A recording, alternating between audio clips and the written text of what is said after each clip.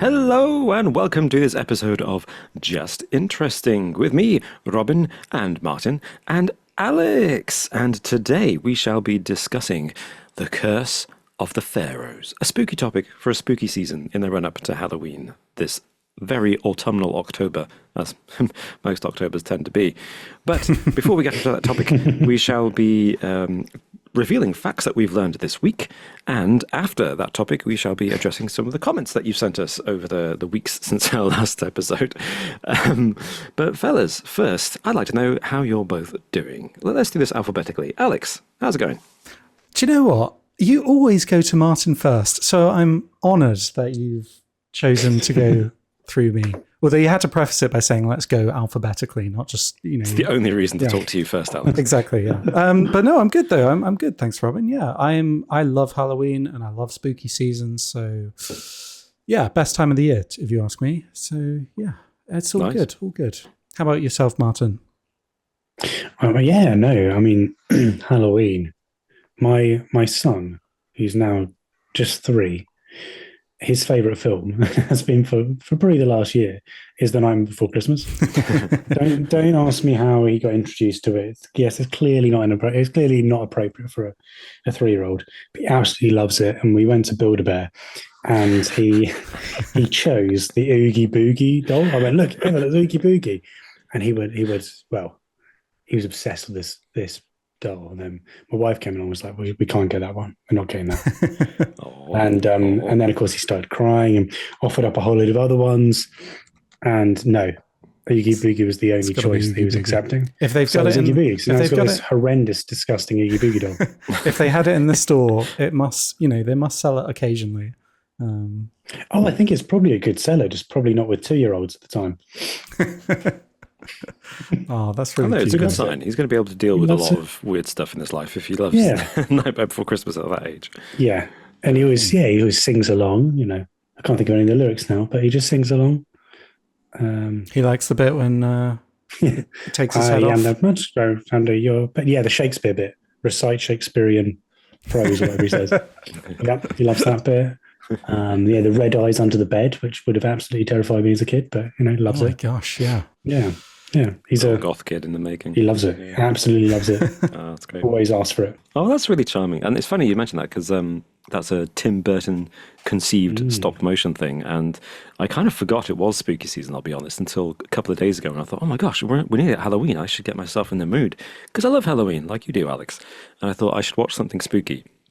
And I happened to be on the train at the time. And the only thing I could get on my phone was Frankenweenie.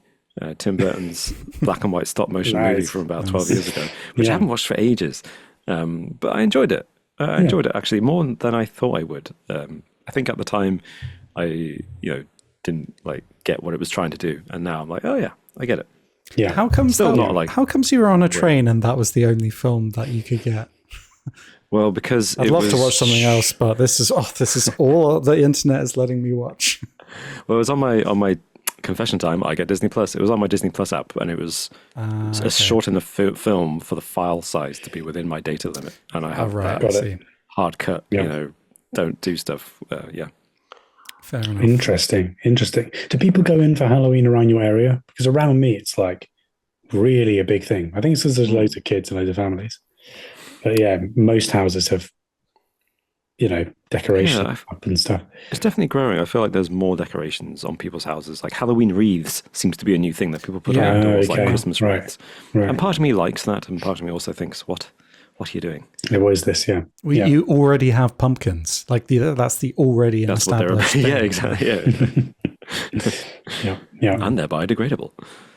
Yeah, true. It's kind of, although this year was a weird one because for me, this was the Halloween treats and decorations were in the shops, the earliest they've ever been that I've noticed them this year. So part of me was like, cool, Halloween's starting earlier and earlier, great. However, in most of the shops next to the Halloween stuff, they had Christmas crackers and some Christmas calendars already. I'm like, come on, let me enjoy Halloween. At least wait just a little bit. Yeah. Maybe that's a rant for another day. Anyway. No, that annoys me as well, and I'm sure our listenership feels your pain there as well, Robin. I think that's a universal thing everyone relates to. You know, Christmas is getting earlier and earlier, and as soon as it starts eating into Halloween season, no, not going to have any There's of a that. problem. Back in your place. Back in your place, yeah. That's a good point, Alex. Let us know, dear listeners, whatever platform you're on, what you think about that whole thing about Christmas goods turning up in the shops, and when is the acceptable date for Christmas stuff to turn up on the shelves in the shops? That's such an Alan Partridge question. We've got to know.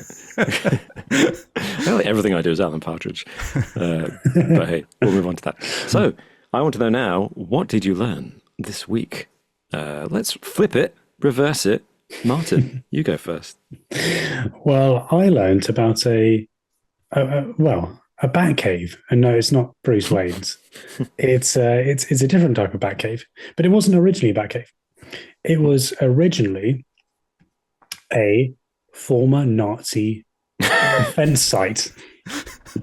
Okay, So that'll take a turn. yeah, so It's not what I was expecting. back in the early 1940s, when Hitler was thinking about invade. There was the thought of, okay, we're going to invade. It's actually before the 1940s. We're going to invade parts of Europe, and we need defences in Germany. Okay. And so, one of the things that he did in what is now Western Poland is build a huge mammoth fortification. And just as a few facts about this fortification, it spans 60 kilometers, includes more than 100 bunkers, and could accommodate 24,000 soldiers. Wow. And also goes pretty far underground as well, so 40 meters underground as well. So this big old structure. But during World War II, of course, for whatever reason, it was never used. So it lay abandoned, desolate for all of these years. And within that time, because of the temperature in this particular series of bunkers being pretty consistent, around about 10 degrees Celsius, pretty much all the time, and also because it has really high humidity of around 90% in certain places, these conditions are ideal for bats. And so now, over time, this bat colony has grown to over 34,000 bats. Wow. And now this place is not only a historical site that people can visit, but it's also a bat cave, ultimately. Awesome. So if you want a bit of history and also like seeing some bats, then you won't see 24,000 soldiers, but you might see 36,000 bats.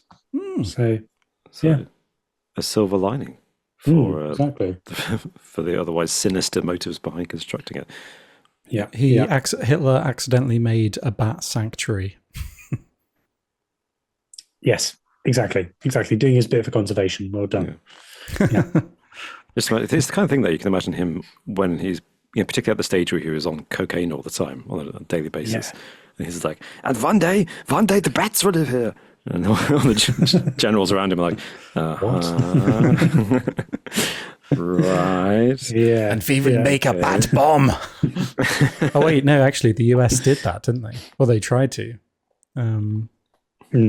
make a bat bomb. Yeah. It was a bomb that they were planning on dropping on Japanese cities, and they had bats in them with like explosive charges on every single bat. And the idea was to drop them, and the bats would like disperse and then go into the rafters of the buildings, and then it would basically burn down entire cities.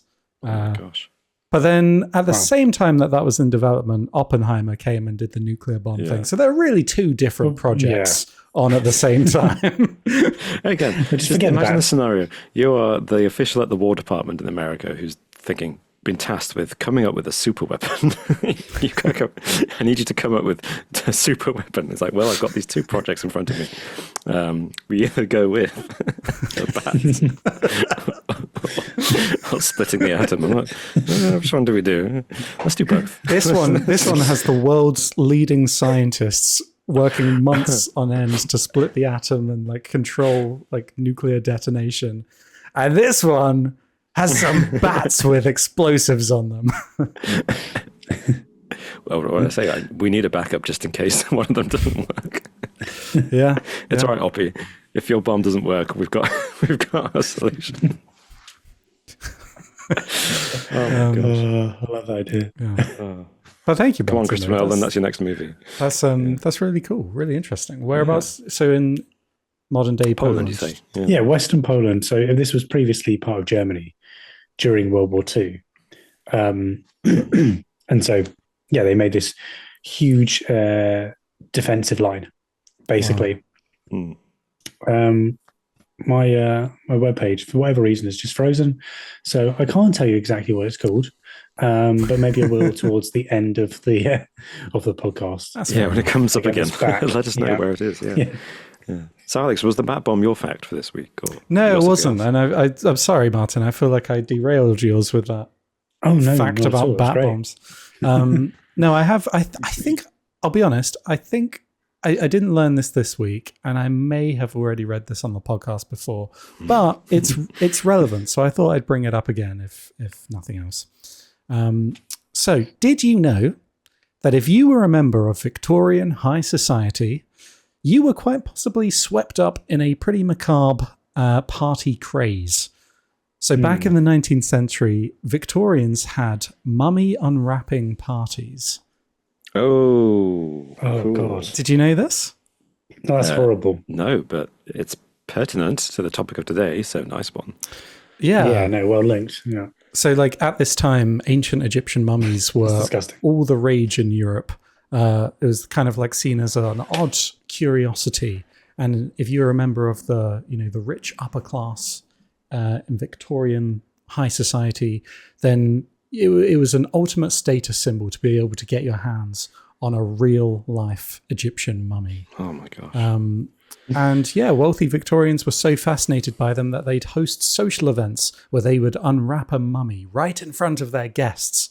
And this was a mix of entertainment and so-called scientific exploration. But it was essentially just desecrating the ancient remains for the sake of a party. So yeah, there's a pro tip for you next time you're hosting a party or like a board game night. Bring the guest. Be the guest that brings an ancient Egyptian mummy to dissect. It's like so disgusting on many levels. Like a real game of Operation. Yeah. Wow. And they would hand out keepsakes to their guests afterwards as like a morbid. What's a keepsake from that? Like a bit of the cloth. Or like a bit of the cloth or something. Yeah, a bit of the skin, maybe. Oh, no. Oh, take this, or here's your goodie bag. Thanks for coming. Here's a bit of finger. Yeah. Don't get it wet. No. Oh, that reminds me of that drink. Where's that drink? Is it in Germany or somewhere else? Oh, no, it was in the US with the thumb in it. Do you remember that? The mummified thumb. Oh, my God. Oh, my goodness. Was that recent? Or was that? It's like 100 years old and people drink from this drink. Yeah. Again, I'll try and find it. But yeah, it's this thumb of like, I can't remember who it belonged to, this old thumb, but it's a disgusting thumb that they drop in some like bourbon or whiskey or something. Oh, And then you go to this bar and you like drink out the cup with this mummified thumb in it. bloody hell. What? Yeah. Gross. At what point does a corpse become a mummy? Like, at what point does do you know what I mean? Like, at what point is that just, that's no longer a dead person, like dead person's thumb? That's like, when do they become an artifact? it's an artifact. Right. Yeah, Yeah. exactly. It's funny now. Yeah, that's a good question. Yeah. I'm sure historians and archaeologists might have answers, but I wonder I'm if they sure there agree. probably is an They might answer have- to that. Yeah. It's pretty time. Yeah, the process of mummification happens, right? But we're not going to Well, look yeah, it you up. could definitely so- answer what a mummy is, but yeah. But we're not going to look it up. So do let us know in the comments down below. How about you, Robin? What have you learned this week? I wish I brought something that was also relevant, but I haven't. But as it happens, this is a fact that I genuinely learned this week, but tied in nicely with the theme of my recent facts. And when you think of chocolate in the UK, in the British Isles, what do you think of? What name evokes English chocolate to you? Oh, we all know, dairy don't we? milk. It's Dairy milk, Cadbury's, isn't Cadbury's it? Dairy Yeah, Milk. There you go. Yeah. But did you know that in the European Union, dairy milk does not count as chocolate? There we go. Bloody Wow. Does not EU qualify as banana chocolate. straightening machine at Yeah. work. There you go. But they've got Milka though. They do have Milka, and they've Okay. they have a classification of chocolate, which is family milk chocolate, Right. which is separate and only arose out of much argy-bargy in, I think, the early 90s, because the chocolate producers of Belgium in particular, but also I think Germany and Italy as well, were like, this is real chocolate. This is what chocolate is. And their chocolate, as you know, is very rich, very creamy, very high in cocoa.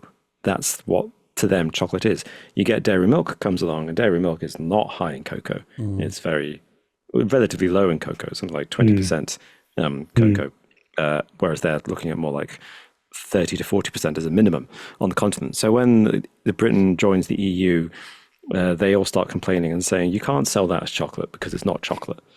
So after much negotiation, they came up with a separate classification, which is family chocolate, which is kind of, I think, a kind of implied chocolate. condescending, like Yeah. chocolate for people who don't like chocolate. Yeah. Yeah. So there you go. That's interesting. And in fact, they weren't even allowed, or in Europe, to put chocolate on the packaging because it's not chocolate. So whilst I think this has changed now. I have to consult the I packaging in think the it must supermarket be. because it used to be that dairy milk packages didn't say chocolate on them because they sold the same chocolate in the UK as they did in the EU.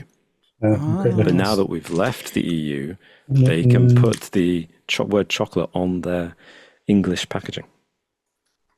What does it say, Martin? Regaining our sovereignty. Says, Lovely. says multi-pack bar, not for resale. And it says ingredients. Please see the outer pack. Nice. There you go. Well, that's useless, isn't it? Great. That's really interesting, though. To get the outer pack later. I suppose Thanks, maybe it's kind of like is it kind of like you know how sparkling wines, and they don't call themselves champagne, but they're like sparkling wine style drink. Unless they're from the Champagne region, yeah. But like sometimes it's not even wine, is it? It's like wine inspired drink style. So maybe even juice. So they say like, oh, it's a fruit juice drink. That's not juice. Fermented fruit. Maybe it's like a chocolate style dessert or something. They call it chocolate style confectionery. Yeah.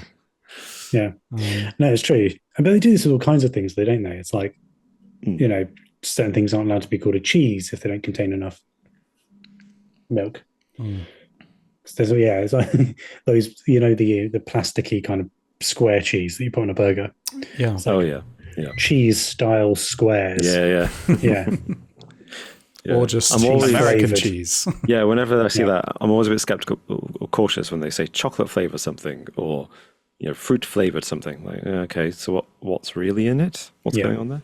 Yeah. I think it's useful to have rules, though, and I like to know what a thing is. You know, I know I was kind of mocking it, but I kind of get it. I kind of feel like keep your standards. Fair play. Yeah. But the irony is that like 95% of the stuff that's sold on the continent now too is just milk chocolate that's really sweet.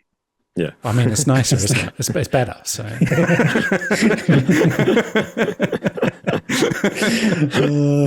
And on that cultural note, folks, let's move on. Oh no! to our main Oh no! discussion. It's got more like cream and sugar. Oh, what monsters! Yeah, I mean, you could grind your own beans, but you just want a Nescafe at the end of the day, don't you? That's true. Nescafe, there you go, French. Exactly. There you go. All right.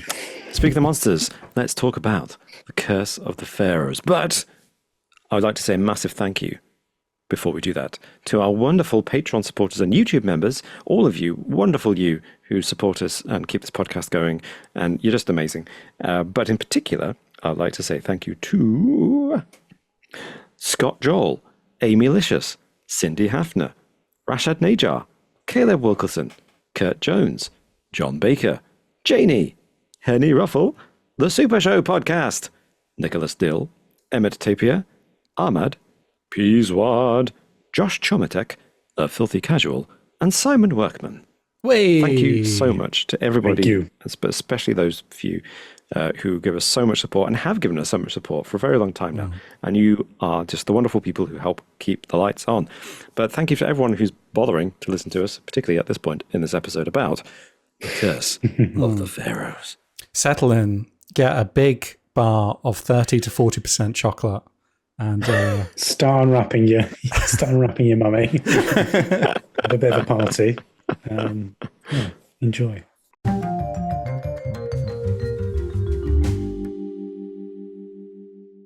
The curse of the Pharaohs, said the old man as you walked across the sand dunes in the dead of night in the ancient lands of Egypt. just imagining like Arabian Nights music playing in the background. Well, that was a very atmospheric start to this story. We all know what, or at least we all think we know, what the curse of the Pharaohs is. And I'd like to know what you all think, so please do comment below if you're on YouTube, or comment on whatever podcast platform you're listening to us on with what you think the curse of the Pharaohs really is, because we may be thinking of it the wrong way, because a lot of what people think of when they say curse of the Pharaohs, they think of mummies, as Alex described earlier in this episode. Rather lovely images come to mind of Victorians unwrapping mummies. They think of mummies shuffling with their bandages trailing behind them as they go towards their victim to throttle them and claim their souls for disturbing the dead. But actually, the best Halloween costume if you're in a pinch. That's true. Toilet roll, classic. Yeah. Just don't walk near any naked flames, because trouble can ensue. But that's not really what the curse of the Pharaohs is. That's something obviously connected to it. But when we're talking about the curse of the Pharaohs, we're talking about the idea that the tombs, most of which are in the Valley of the Kings in Egypt, which contain the mummified remains of the pharaohs of ancient Egypt who ruled for thousands of years, those tombs are protected by some kind of religious rite or mystical curse, which will bring misfortune to the people who disturb those tombs. And we know that obviously many of those tombs have been disturbed over the years. It wasn't until very recently that archaeologists whose interest was in preserving the objects within for the sake of study and spreading of knowledge got into those tombs. A lot of those tombs infamously were emptied in many centuries past by grave robbers, people who just wanted to loot them. We'll go into more detail about one of those tombs later in this episode. But the development of this curse idea is actually perhaps more recent than we think, because obviously places like burial mounds in Europe or burial sites, Native American cemeteries in America, these places which go back centuries, if not millennia, people have a kind of folk or cultural awareness of them as places of kind of sacredness, where burials and sinister things take place. And there's often a kind of respect throughout cultures, throughout the world. There's clearly a lot of respect for places where people are buried. But there's not often something as kind of concrete as a curse put on them. There's just a general kind of stories surrounding them. And in the case of the curse of the Pharaohs, we can actually date pretty precisely the beginning of the rumors about curses to only about 250 years ago, perhaps less than that, when people started being able to read hieroglyphics. Because, of course, before then, people had no idea who the ancient Egyptians really were. We had some Greek writings about them, and we had some Latin writings about them, and we had some notion of their temples and the pyramids, of course, things like that. But for the most part, they were a complete mystery, and no one could read what they actually wrote for themselves in hieroglyphics until archaeologists and linguists started to translate them, most famously with the help of the Rosetta Stone in the late 18th, early 19th century. And until then, this idea of these tombs having curses put upon them by the people who used them, the priests of the pharaoh, just didn't really exist. And then this idea of mummies shuffling and coming to life is also definitely a modern idea. But Scooby-Doo. there you go, Scooby-Doo.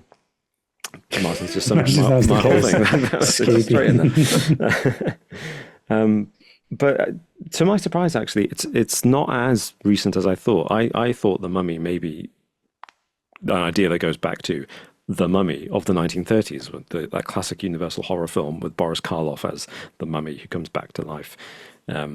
And famously, at the beginning of that film, all we see of him is a single bandage trailing behind as he shuffles. You hear the sound of his footsteps as he leaves the door, the room, rather. But the idea of a mummy reviving from the dead probably comes from a story from 1827, an early combination of science fiction and horror called The Mummy, or A Tale of the 22nd Century, written by a woman, Jane C. Loudon, published anonymously because as a woman, no one was interested in her writing about mummies. And then surprisingly, another follow story about the similar theme called Lost in a Pyramid, or The Mummy's Curse, was written by Louisa May Alcott, the author of Little Women, Of course, in yeah. 1869. And then another story, another couple of stories from 1862 and 1868, one of them written anonymously, and the other one written by a woman called Jane Austen, about mummies coming to life and pursuing people who disturb them or upset their rest or whatever it is. Little known And author again, Jane Austen. yes, not the Might Jane have Austen, Jane G. Austen. Jane G. yeah. Austen. And again, what's interesting here is that the one of them is anonymous, which means highly likely that it was a woman, again, writing anonymously. So the four earliest examples of this idea of a mummy coming back to life come from fiction, come from Victorian fiction, and all come from women, which is Interesting. just Yeah. an interesting coincidence. Coincidence? Yeah. Yeah. But possibly the most famous example, or at least the most influential, comes from 1892, when a certain Sir Arthur Conan Doyle wrote a short story called Lot Number 249, which is about a kind of Egyptologist who's got a collection of Egyptology stuff.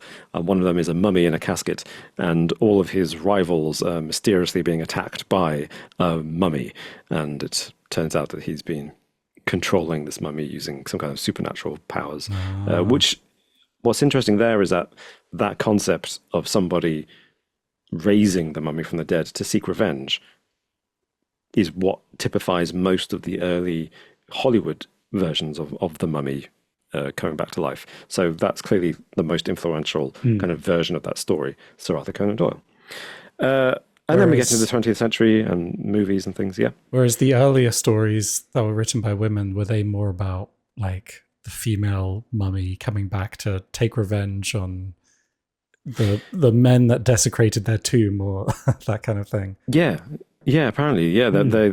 What's common with them is that it tends to be more about a female mummy rather than a male mummy, and tends to be more about the female mummy like being restored from being a mummy into being a person again. Yeah. So basically, the fantastic early noughties movies, The Yes. Mummy and the Mummy Returns. I mean, I love those movies. So Oh, they're great. Oh, ITV2 classics. Yeah. Whenever they're on First mummy ITV2, film. you've got to sit down and watch it. oh It yeah, was every my favorite. It Christmas. was my favorite film for a few years, definitely. Yeah. Oh, I loved it. good choice. Yeah. Yeah. Although The Mummy Returns is definitely not aged as well as I thought it would at the I time. imagine like this, the CGI in the sand, the face coming into the sand probably isn't as good as it once appeared. Yeah. Although to be honest, CG dust and CG sand isn't much better these days, I don't think. Anyway, this brings us nicely up to probably the most kind of significant contribution to the lore of The Mummy and the Egyptian Curse, which is, of course, Tom Cruise's The Mummy from 2017. I can't.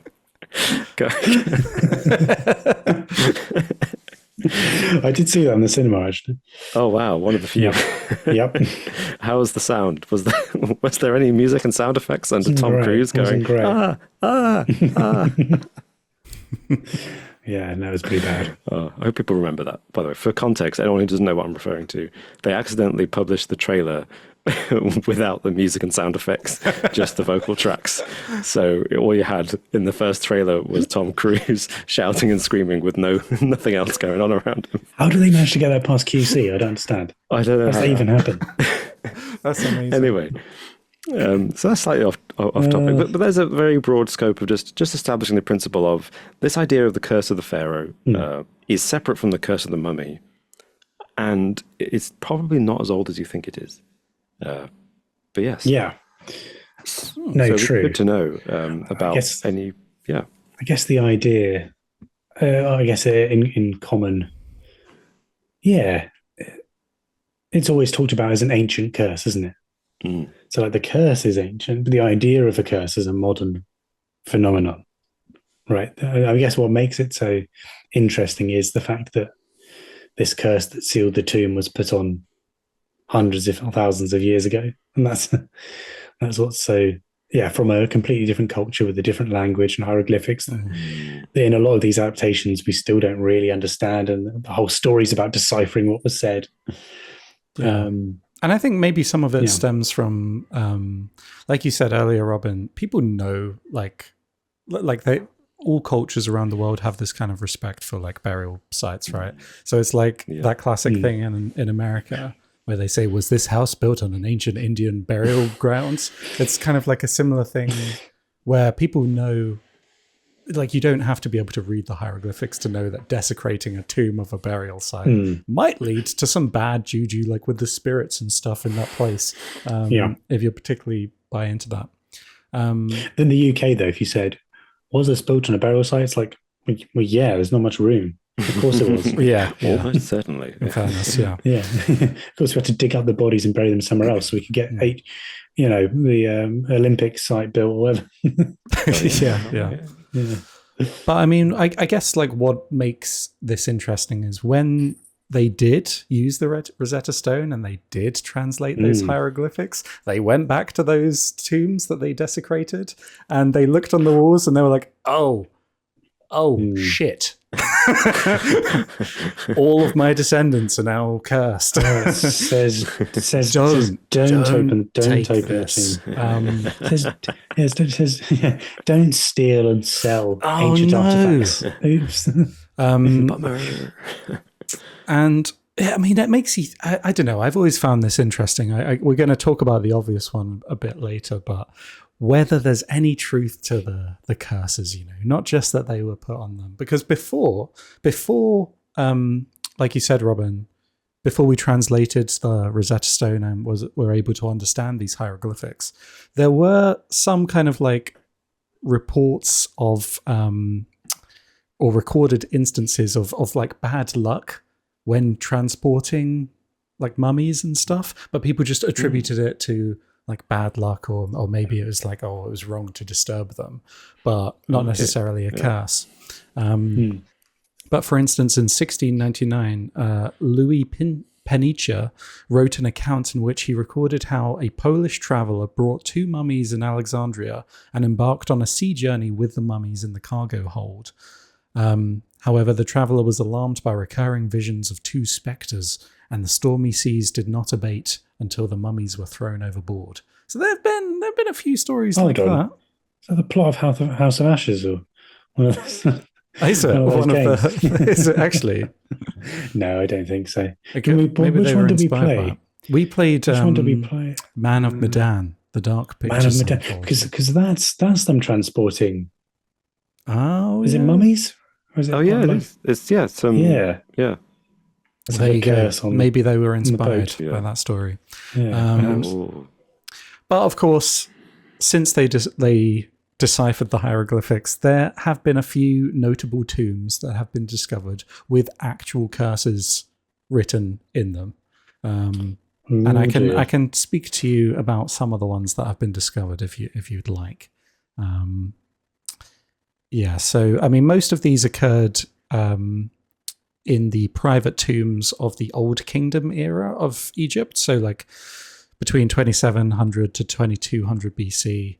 But it should be said as well, the curses were, in general, like finding them was incredibly rare. And part of the thinking for that might have been maybe it was like the idea of such desecration at the time was unthinkable for most of like this ancient Egyptian period. But then maybe, I don't know, around this time people were looting and already realizing like maybe they needed to protect the tombs a little bit more, so they put a little bit of incentive. I don't know. It's just kind of like historical speculation. Would it put you off? Would it put you off having an ancient Egyptian artifact in your house? If someone gave one to you now, would you be like, not so sure about this? I think I'd be all right with that.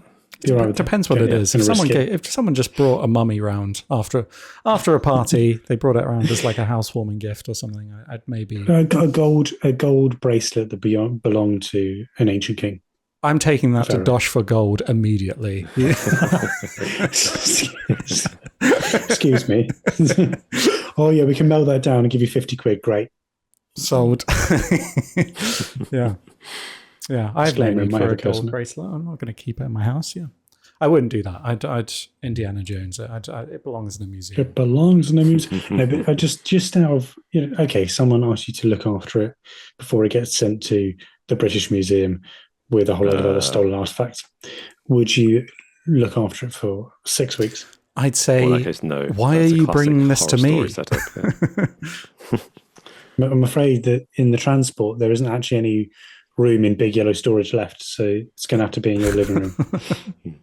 Oh yeah, if they say, oh well, the previous person who's looking after it met with an accident, we just need you to look after it. We don't really want to, but would you have any kind of thought of? Well, hold on a second. I mean, in that scenario you just laid out, yeah, I would. Yeah, I mean, So you think they could be cursed? It's not that I think they could be cursed. It's like, why take the risk? It makes no effort to me to not desecrate a tomb. So yes, I'm probably not going to, but I don't necessarily believe it. But it's just, why would you take the risk? But anyway, so these are some of the tombs. Oh, sorry, Robin. What do you want to answer the question? Martin's ridiculous hypothetical. Oh no, go ahead. I want to learn about the tombs with actual curses written on them. Oh, okay. Here we go. I'm going to be butchering some names here. So there's the tomb of Kentika Ikethi of the 6th dynasty, which contains this inscription. As for all men who shall enter this my tomb impure, there will be judgment. An end shall be made of him. I shall seize his neck like a bird. I shall cast the fear of myself into him. There you go. Doesn't sound great, does it? Doesn't sound great. I shall seize his neck like a bird. Yeah. Is that like wringing their neck kind of thing, maybe? Why has he been going strangling birds? Yeah. Interesting. I don't know. Yeah. See, I thought that I misinterpreted that, and I think your interpretation is better, because didn't they believe, part of the Egyptian beliefs was that when you entered the afterlife, your soul could visit the earth in the form of a bird? Oh no, that I way prefer. That makes more sense. Yeah. So, but then it's like, I shall seize your neck like a bird. Like, are birds in the habit of seizing people's necks? What was the last thing he said? I shall cast the fear of myself into him. So is that like, I will make you afraid of me? That's pretty cool. That's a badass way of phrasing it. I like that. Yeah, I mean, who's writing this though? It's not him, is it? Or maybe it is before he died. Maybe. Yeah. Maybe it's in his will. Do you reckon it actually is, or someone else's? Yeah. Spooky anyway. It's spooky. What's interesting with some of these, though, is like that one's pretty badass. That one's classic curse stuff. But some of them are just more general, like warnings, like, oh, don't do that. You'll be in trouble. So don't be an idiot. So there's this one. This is the tomb of Akifi from the 9th to 10th dynasty. And it contains this warning. Any ruler who shall do evil or wickedness to this coffin, may Heman, not He-Man, Heman, who was a local deity, not accept any goods he offers, and may his heir not inherit. So, I mean, that's specific. That is, so like any ruler, so you're saying your heir won't inherit your throne. Your rule will come to an end if you disrupt my coffin. And threatening them with a local god, He-Man. No, He-Man. This one's good as well. Oh no, so this one is actually more reserved. This is found in the tomb of Ankh-Mahor. Ankh-Mahor? I shall not. Ankh-Mahor? I don't know. The pronunciation's all over the place. Just move past it. And he was a high-ranking official and priest during Egypt's 6th dynasty, and he was buried at Saqqara. And his tomb famously decorated with scenes of ancient medical procedures. And so this tomb had the name the Physician's Tomb.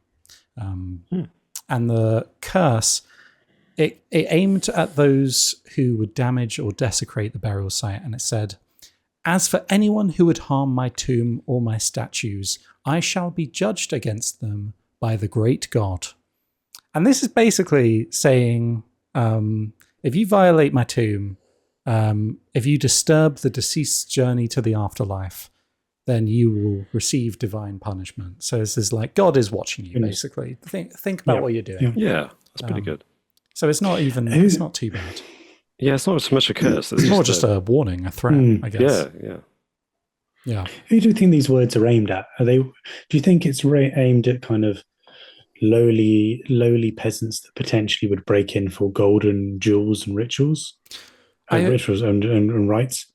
What's the... I think some of that. I think maybe as well, like the previous one, speaking about any ruler who defiles my tomb.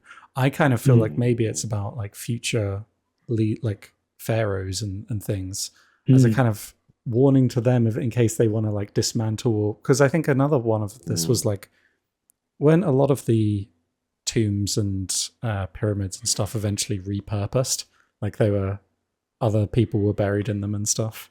So maybe that was maybe that was a worry at the time that their tomb would be they'd be evicted and someone else would be put in instead. Respect my body, my corpse. Yeah. Because you raise a good point, Martin. Because these things are written, who could read? Would the people like grave robbers be literate? Or did they believe the power of writing had greater effect, and just having it there on the tomb was enough for everybody to understand that there was some kind of warning? But like we put up no trespassing signs, but we only do that in more recent times when literacy levels and the whole of society have been elevated. You don't get many no trespassing signs from the medieval era because nobody could read. Yes, so true. There was another one as well. So this is from the tomb of Nefertiti, and not Nefertiti, Nefertiti, who was a minor official from the 18th dynasty. So this is around 1400 BC. So this reported curse warns potential violators. He who enters my tomb shall be devoured by the crocodile, the hippopotamus, and the lion. So, at the same time. Time. I don't think I'll go to on a safari anytime soon. Yeah. But interesting that's coming from someone living in Egypt, right? I mean, right, yeah. So like all those animals. These animals were of the Nile, serve as protectors of his tomb. Yeah, true. Calling upon the natural world to exact vengeance on whoever desecrates their tomb. So that's an interesting curse because that's so specific that's a great example to prove or disprove people's belief in curses, right? Oh, the curse is real. It's like, well, it literally says I'm going to get eaten by a crocodile and a hippo. Yes. What was the other thing? And the lion. And the lion. If I do, and I'm still here. So I don't think that curse works. Oh, I don't know. The reverse is true. You could like read into it a little bit more figuratively. Yeah, I don't know. I can't think off the top of my head. What would it be? Crocodile. Well, like summoning Mother Nature to or if you go on some kind of theme park ride and it's animal themed and you end up. Some Final Destination stuff going on there. Yeah, exactly. But at the same time, it would be really good proof, that kind of specificity for the longevity of curses. Because one of my big problems with the idea of these curses is people tend to have a preference to be like, that Egyptologist disturbed a tomb and then they died from the curse. It's like, 50 years later, I'm not sure that really counts as a Yeah, curse. when does But in that this count? case, Yeah. if they died 50 years later by being eaten by a crocodile and a hippo and a lion, What took you so long? they'll get you in the end. Yeah. Well, it's interesting you say that actually, because I also, so there was no other ones that I could see, but there was reports of like modern day kind of instances of this, of like people that feel like maybe they were affected by curses. So there was a well-known Egyptian archaeologist called Zahi Hawass. Oh, yeah. And he had recounted his experience with a supposed curse of the ancient tombs. In the 1970s, while working in Kurna, Hawass removed several mummies from their tombs for research purposes. And he said that on that very same day, so not 50 years later, on that very same day, his cousin died. And then on the 1-year anniversary of that excavation, his uncle died. And then on the 3-year anniversary, his aunt died. So They're going for the extended family first. they're going for the extent there were, yeah. Then the curse, it was fine. It stopped there. Was it the same family? You said uncle, auntie, and cousin. Were they the same family unit? I don't That would know, be because what a horrible tragedy if that is true. I mean, yeah, of course. Yeah. But I'm not sure if he specified that. Well. So I mean, I don't know. It's interesting. Yeah. So like you seem like a bit of a skeptic here, Robin. You're not convinced by any of these curses? Well, let me put it this way. I'm not convinced by these curses, but I have no intentions to desecrate any tombs in the near future. Right? Either. Yeah, I feel like I'm kind of on the same page. Why would you? Like, it's just so easy to not. Yes, let's avoid all this hassle. Just in case. Wondering if we're cursed or not. Just in the off chance. Yeah.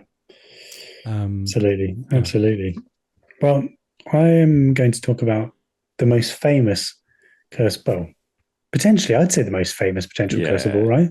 It's got to be, surely. It's got And that is the curse of Tutankhamun. Very famous, but not necessarily that influential. If we're talking about the great kings. So yeah, I mean, I don't know how much you guys know about Tutankhamun, but just as a real, very brief overview, he was an ancient Egyptian pharaoh, of course, in the 18th dynasty, so a little bit further on than the ones that you mentioned there, Alex. So this was around the 1330s BC. Okay. To around 1332 to 1323 is kind of when they think that he reigned, from a very young age of around about 10 years old up until late teens. He didn't last when long, he died. No, he didn't last long, and so in many ways not particularly influential. Although, of course, very notorious when we're looking at the very famous, what's it called, the death tomb, the death mask, sarcophagus. Iconic. Sarcophagus. Yeah, that's it. That's so well known. So, just talking a little bit about Tutankhamun and the discovery of him. So, in November 1922, the discovery was made quite famously by Howard Carter on an excavation that was sponsored by Lord Carnarvon. So this again was in the Valley of the Kings. And a few months later, in February 1923, the tomb that he was in was unsealed for the first time. And he basically invented, or not like, I don't know, invented's the wrong word, but like founded modern Egyptology, wasn't he? He was like, was he the first Egyptologist, or before that you were just, you wouldn't even call it or archaeology. Yeah. You were just, before that it was just digging. The most, by far the most infamous, right? The early, and again, going back to what you were saying, it really is quite a modern phenomenon, isn't it? We're talking about the 1920s here, pretty much exactly 100 years ago. Yeah. I mean, what was quite extraordinary with Tutankhamun was the number of objects that he was surrounded by. So all kinds of different bits and pieces he was buried with, many of which were in like a a pretty fragile state and at risk of being destroyed. So what they were trying to do is to conserve these goods to make sure that they weren't destroyed. But of course, this meant removing these goods from the tomb, which, as we know, potentially is not the best idea if we're, worried about curses. So various different people entered the tomb, including Carter and Carnarvon, Lord Carnarvon. I think it's Carnarvon. Carnarvon, sorry. Yeah. Apologies. Wales, right? Carnarvon. I had to say it like that for the whole time. And anyway, so there are other people that enter the tomb, including Carnarvon. And as a result of this, there were quite a few mysterious deaths ultimately that happened for people that knew Howard Carter and Carnarvon as well. So I'm just going to go through some of these, and I'd like to ask you guys whether you think these are coincidental or whether you think there could be something more to it. So the first one is Carnarvon himself. That's a pretty big one. That's huge. Yeah. It is a pretty big one. So Carnarvon died of blood poisoning on the 5th of April 1923. So we're talking, 2 months? Yeah. After the 6 weeks. After the after the tomb was opened. And apparently this might be a bit of folklore here, but his dog howled and died at the same time in his castle in England when he died. So his dog died on the same day. What?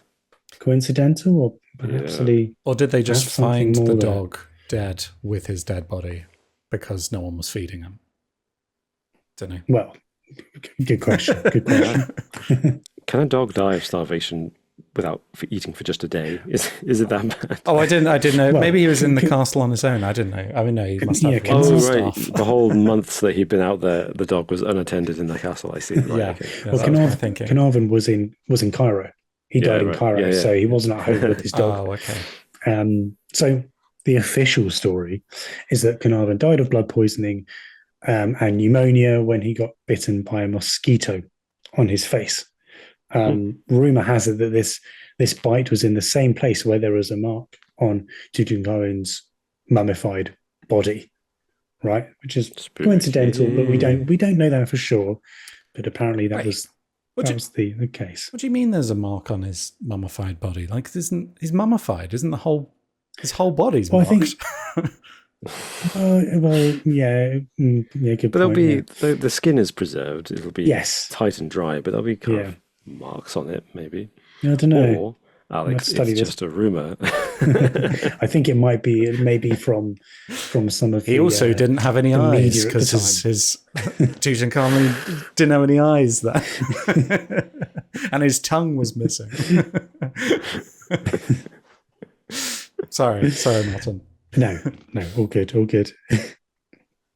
So, around this time, there were other people connected to the excavation that died too, including Arthur Cruttendon Mace, fantastic name. He died of arsenic poison in 1928. So we're talking 5-6 years later. Arsenic poisoning.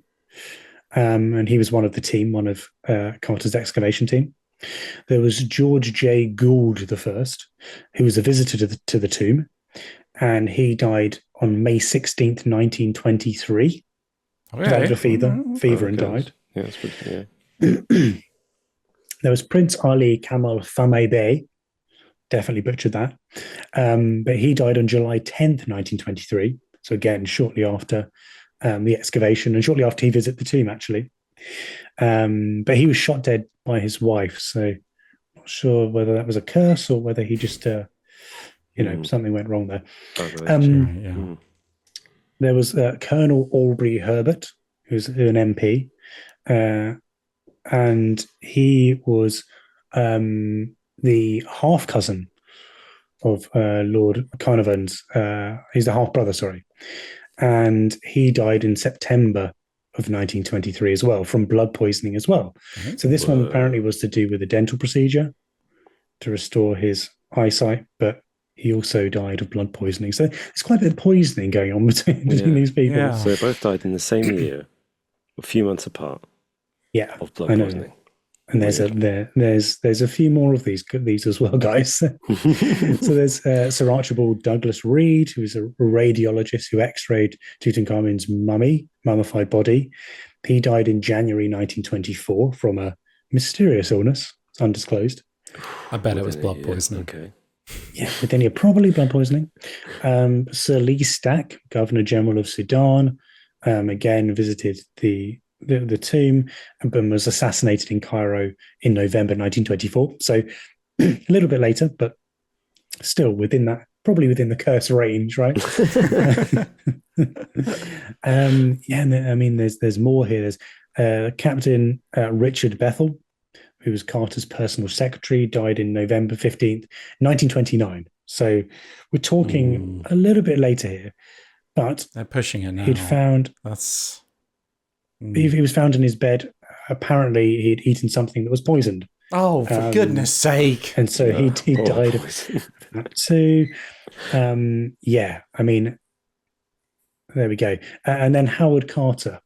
So, of course, the man who opened the tomb died on March 2nd, 1939, which, I mean, come on now. Yeah, we're talking about a man in his 60s dying in the 1930s, like 15 years later. So I'm not quite sure that one can be attributed directly to the curse, but there's quite a few people around the excavation team or people that have visited the tomb itself who died as a result of this. So particularly within that first year, that's a surprising number of people in that first 12 months. Yeah, exactly. There are other little bits and pieces as well. Like apparently there was a power outage in Cairo at the time when Carnarvon died. And there's also some people have said that there are mysterious hieroglyphics that have warning against disturbing the tomb, like you said, Alex. But apparently that may just be a bit of a myth on Tutankhamun's specifically. I think we would know by now, surely, if there was if he had like a big that would be warning, all over everything. Yeah, that'd be pretty. You'd big think news. so, wouldn't you? Yeah, You'd especially think so. with this whole topic being. People like this is quite a big story and was a big story as well. So, I'm sure that would have been discovered. Yeah, exactly. Of course, a lot of these were down to natural causes. Like you had, poisoning, I guess, isn't a natural cause, and being shot isn't. But the big guns here when we're looking specifically at Howard Carter. He died over a decade later from natural causes, either infection or illness.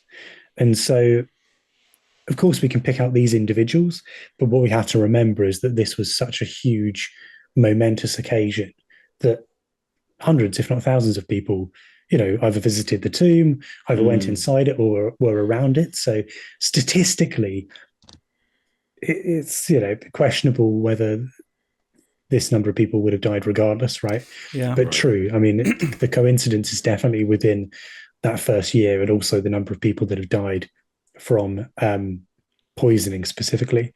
And so some people have speculated that actually the tomb may have contained like harmful mold or bacteria, toxic fungus that could have caused that illness and that supposed poisoning, right? But there isn't really a massive amount of evidence to support that theory.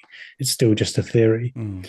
And then, as we see with a lot of incidents like this, and do you remember when a little while ago, we've done some kind of mass hysteria pieces as well. As soon as the media get hold of a story like this, they are happy to exaggerate it, right, and attribute everything towards a curse, as opposed to actually getting to the bottom of it. So I think potentially media exaggeration could have been a part here too. But what do you guys think? Do you think there's anything here? Is it just a massive coincidence, or could there actually be a curse? I think it's a fantastic story. And I think it's spawned some fantastic films and works of pop culture. Peaking in the early 2000s with the Brendan Fraser mummy films, of course. But no, I don't think there's anything to it. I think, like you say, the media kind of picking up on it and running with the story. And people are just fascinated, especially at that time and like in the Victorian era as well. People were just so fascinated by ancient Egypt. And I can imagine how interested people were when they finally did decipher these hieroglyphics, and then they started uncovering like there were actual curses written there. It's like, whoa. So like, and then this like uncovering the tomb of Tutankhamun must have been a massive story. I think this was just the real curse was the invention of the 24-hour news cycle, which I think that was probably I mean, with two of the people being shot as well, it kind of says that probably Egypt at this time wasn't that safe. The curse strikes again. Wasn't that safe both in terms of getting illnesses and also being shot. The guy who's assassinated is like, shock horror, the political leader of the British colonizers in Egypt was assassinated by nationalists. Oh, it was the curse, obviously. That never would have happened under any other circumstances. Exactly. No, I concur with you both very much. It's a great story. But you have to wonder if the media hadn't seized hold of it because of the sensationalism of the find. And it really was a sensational find. Would anyone think of the curse? Because I don't know about any other excavations. It's quite possible that there's another tomb that was excavated in 1910, say, and 50 people who excavated it died within 6 months. I'd have no clue. Because it's not. Can't believe that everyone who was involved in the excavation has died since. Must be a curse. Oh, whoa. I hadn't thought about it like that, actually. So you're saying So you're saying, like, if you got an invite, you would happily go into Tutankhamun's tomb? This is what I was just about to ask. I was going to say, there would still be, from my point of view, there'd still be some trepidation.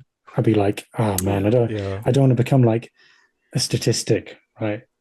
I don't want to be the one person, the whole Tutankhamun thing might be the equivalent of someone flipping a coin 50 times and always landing on heads, right? It's still 50-50, but you're really going to back yourself to pick the one tails after 49 heads? So like, even if, so like, just like, you didn't want to become another victim of the curse. Exactly. I don't want to be part of a Wikipedia list. And then the news reports on your death as like another member of Tutankhamun's curse. And then we're talking about it on the podcast several years after. Yeah. Exactly. Remember that guy? The name in a podcast. Yeah. Exactly. Have either of you seen the artifacts from Tutankhamun's tomb in an exhibition or something? Maybe. Did the British Museum steal them? Because I might have seen them there. The Millennium Dome in London had a special exhibition in the 2000s, I think, with all from Cairo. So most of them are in Cairo, and they brought them over to London for a special exhibition in the O2 Centre, which was incredible. I went to see them, saw the mask and the furniture and things, and the canopic jars with his organs in it. Just absolutely amazing to see that stuff up close, and just beautiful and astonishing how well preserved it is, as well as the craftsmanship behind it. And you think this was 3,000 years ago, just remarkable. Wow. However, no actual mummified remains were there, and I don't know how I would feel if I had the chance to be up close to a mummy like that, because it is ultimately a person, and that's kind of freaky. But I've seen other bones of humans in other museum exhibitions. That's the context important. Just randomly seen. I've seen many dead bodies in my time. It's not freaked me out, but I guess if I had to think about it, it would be kind of freaky. Yeah, true. Interesting stuff. Yeah, I think I've definitely seen a mummy at a British museum before. I don't think it was Tutankhamun, but they had someone displayed. Did it come to life? Well, I was going to say that's the only mummy curse that I'd be interested in, a Night at the Museum-esque curse where it makes all of the exhibits come to life. That would be the only good one, really. Yeah, that's the summary that we can end this topic on. Yes. No, but interested to hear what people think at home as well. Like, ultimately, do you think that curses exist? And if you had the chance to go into the tomb, would you risk it? Would it be worth the risk? That's our question. When I was younger, definitely not. The Hammer horror films scared me too much. Oh, yeah. I'm not going in there. Not happening. Yep. Fair now enough. I don't know. But yeah, thanks for asking that, Martin. And please all tell us what you think in the comments on whatever podcast platform you are listening to us or watching us on as it happens. And speaking of comments, have we got any comments from our lovely listeners from recent weeks that we'd like to respond to? Do indeed, yes. Excellent. And I've just lost it. So does anyone else have one while I find my document? Well, I've got a helpful one from AntiPro8. I think I'm saying that correctly. On one of the YouTube shorts, actually, from our episode about, I think it was the episode about heroic animals of war, where it was about, or maybe a different one. Alex, you had a fact where you'd learned about Switzerland invading its neighbours several times. Liechtenstein, yeah. Yeah. And somebody commented on that YouTube short and said, I do believe a Swiss Army knife with a compass exists already. Because that was my very witty suggestion for how to stop the Swiss Army from accidentally invading Liechtenstein. Give them a Swiss Army knife with a compass. But it already exists. So clearly it doesn't work. Yeah. Well, I've got a comments have you got? I've got a comment from that same episode, and this is from Lala Lucas 4145, and this was we asked the question, where did the idea of an evil moustache come from? Where was the first? Yeah. And I think because we were talking about Hitler, and we said like, did he invent the evil moustache? And we concluded no, it must have been earlier than that. And Lala Lucas points out Vlad the Impaler had a villainous moustache. Yeah. Of course, absolute classic. Yeah. And so did the Germanic warriors who frightened the clean-shaven Romans. That was something I'd never thought of before, but that's an interesting point. So maybe it's kind of baked into us from ancient times, the evil moustache people. Yeah, true. Because the Romans were very, very, very, very, very negative about what they called barbarians. And one of the things that, separated them from barbarians was the beards. Yeah. But no, thanks. That's an interesting comment. Yes, yeah. I still want to get to the bottom of that one, by the way. Yeah, we'll make a whole episode about it, maybe. The first ever villainous moustache. Yeah. First ever, yeah. The twirl, yeah. I've got a comment from Martin Wolf Gang Schneider. And they say, hell yeah, I'm glad animals are getting a spotlight in the Heroes Hall of Fame of World War II, especially Wojtek the bear. Which I felt bad about because we didn't speak about Wojtek the bear. We didn't speak of Wojtek, but we spoke about him before, I believe. Yeah. I think, I'm pretty sure we spoke about it on a previous episode, but not in that episode. No, not in that one specifically. But that is a great story. And there's a statue of him in Edinburgh, actually, in Princes Street Gardens, because after his service in the Polish military, he was transferred to Edinburgh Zoo to live out the rest of his days. Very good. Actually, there's a few bear statues, aren't there? Because there's one in Sheffield in the Winter Gardens or Botanical Gardens, one of the two.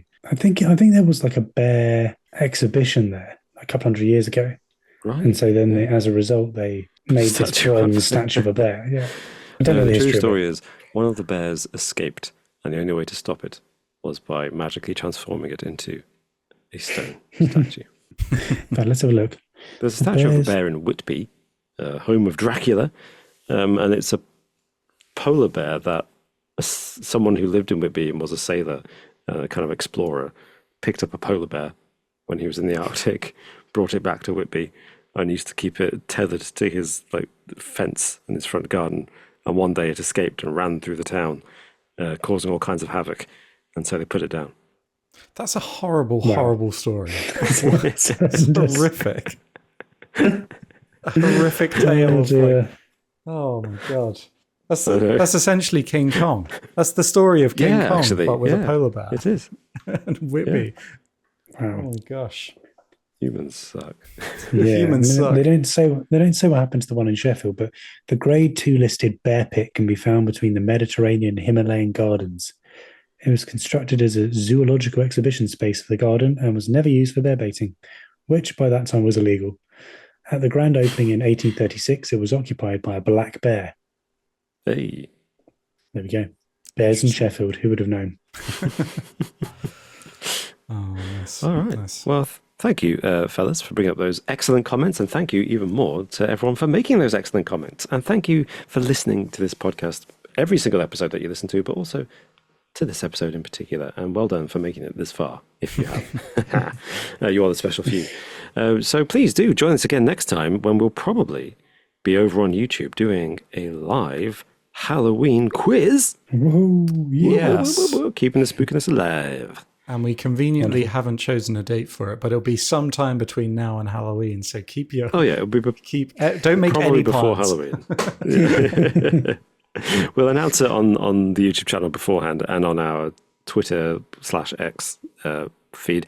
And speaking of live streams, if you're interested in watching us play video games, then head on over to twitch.tv/justinteresting, where you can watch us follow us, and then whenever we do a live stream game, which is completely randomly, That's sporadic, but you can get a notification and join in, give us a little live chat, keep us busy, keep us occupied, keep us company as we play through video games. I've been of all tempted to kinds of do- shapes and sizes. I've been tempted to do another horror game before Halloween. Ooh, Just- yes. Yeah. What were you thinking? Yeah. Well, I was What were talking you with thinking? Robin about this. I don't know. I was kind of thinking maybe the Silent Hill 2 remake, but I've heard it's quite a emotionally draining thing to get through. You know, like quite a. Did you do Resident Evil 7 before? I did. I didn't finish it though. It's a bit too. It was a bit too scary yeah. for me. Yeah. Oh, and there's also the Resident Evil 8 the Village one, isn't there? Oh, that's worse, right? Could do that. Yeah. Yeah. Oh, yeah, the suggestions coming in.